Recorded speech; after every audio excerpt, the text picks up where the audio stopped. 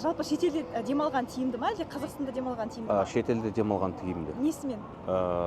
Себебі ол жақта баға арзан. Мгм. Мысалға Астанада мен көп біраз шетелдерде болдым. Қонақ үйлері де жақсы. Мен енді ең маған ұнамайтын Қазақстанда бізде мына әжетхана мәселесі. Жолда әсіресе мен енді кеше машинамен келдім, қала аралап жүрмін ғой.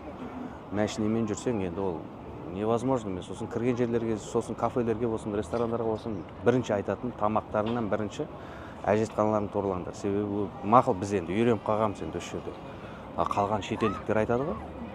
Заправкілерге кіргенде соны айтып кетемін. Айтып жүремін постоянно. Сосын сол жағы, баға деген өте қымбат. Кеше бала шағам неге аквапаркке ма, сол жерге алып барсам, адам басына 9.000 теңгедей, ол деген сұмдық. Ол деген сұмдық. Мен осының алдында Ташкентте болдым. Ташкент өте ыңғайлы, арзан.